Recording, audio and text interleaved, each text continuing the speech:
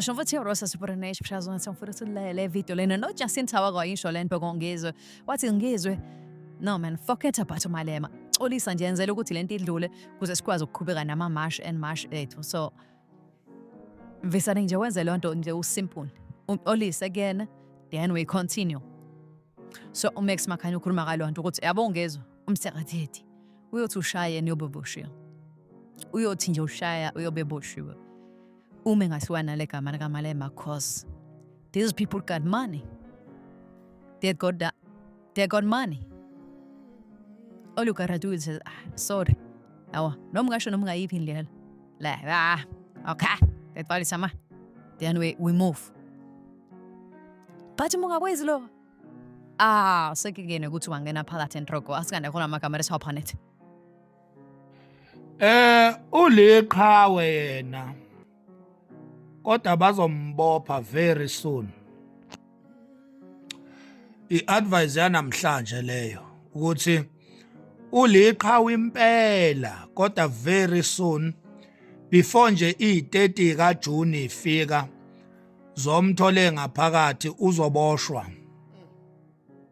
Ya bazombopha lalela ke we Macingwane ngizomcuna hoshimfe ihoshiimfe enkabe yami hlala phansi bafo kulento nje egama elithi Malema mfowethu hayi ihoshiimfe bafo ihoshiimfe siyakuthanda sikukhonzile siyafisa ukuthi kungathiwa kwenziwa ngawe isibonelo kungashiya ukuthi kwenziwa ngawe isibonelo ngizwe emchunu uthole ukuthi masithi siyalibheka irecord lakho vele lingcolile yonke into ishoyo iliqinisa impela kodwa manje izokudla wena izokushaya mfowethu uhlala phansi impela nje egameni likaMalema ihosha imfe ngeke uzube nalutho ubunsizwa bakho ngeke kuphele ubuqhawe bakho ngeke kuphele mfowethu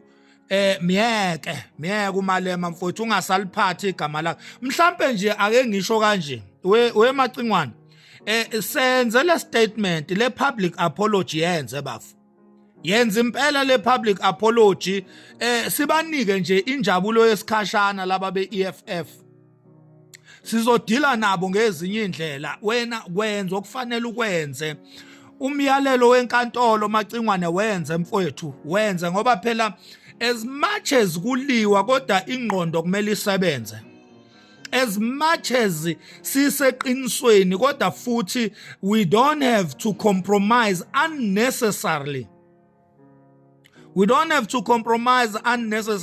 things that we can avoid battles that we can simply win let's just win them singazifaki size sijule entweni ngempela ongathi mawuthi uyabuka uthola ukuthi beyikhona enye indlela engcono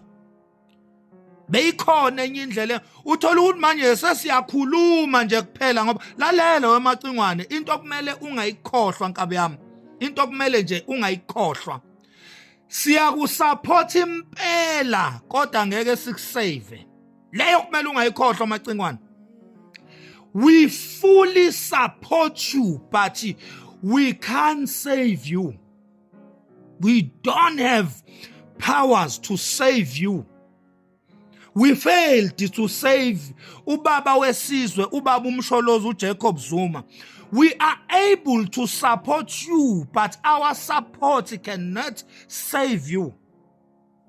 Our support cannot save you. Leyo Macingwane uwedwa nkabi yami uyicabange kahle ungavumi Macingwane ukuba taken away by the crowd because the crowd is for your support is not for your safety angiphinde futhi don't be taken away by crowd ukuthi mawuqhamuka abantu bayascreama abantu bayahlokoma abantu bayajabula never be taken away let your mind work more than the fame let your mind control the fame, be above than udumo. Don't be taken away, because udumo cannot save you. Udumo can only support you, but it cannot save you. So ngiyacela macingwane, yenzele public apology ngoba khona la sifuna ukufika khona, and sifuna ukufika nawe. Yenzeke bafo le public apology. Ulandele lo miyalelo wenkantolo, ulandele impela ke wona. Ubuqhawe nobutsizwa bakho siyabazi, ngeke buze bulimale mfowethu, ngeke buze buphele, ngeke buze bulimale, sinawe all the way. Ithina laba abakusupportayo futhi abakubonisayo njengamanje, sithi ulandele umthetho wenkantolo ngoba khona la ungeke ufike khona macingwane, khona la ungeke udabule khona. Mangithi mina izinto sengizibukile ngehle lijulile, mangithi mina information iyafika kuthina, angidlali. Mangithi mina asishintshe ukwenza itshe maligaye ngomunye umhlathi, lingayeki ukugaya kodwa ligaye ngomunye umhlathi. Ngikusho lokhu ngane zakwethu ngoba ngiyazi. Angifuni mina sishawe into kube ngazi ukuthi besingayazi. Macingwane, liyeke igama lika Malema, khohlwa uMalema, miyeke uMalema macingwane. Yenze i-public apology, ulandele umyalelo wenkantolo ngoba icala vele likulahlile.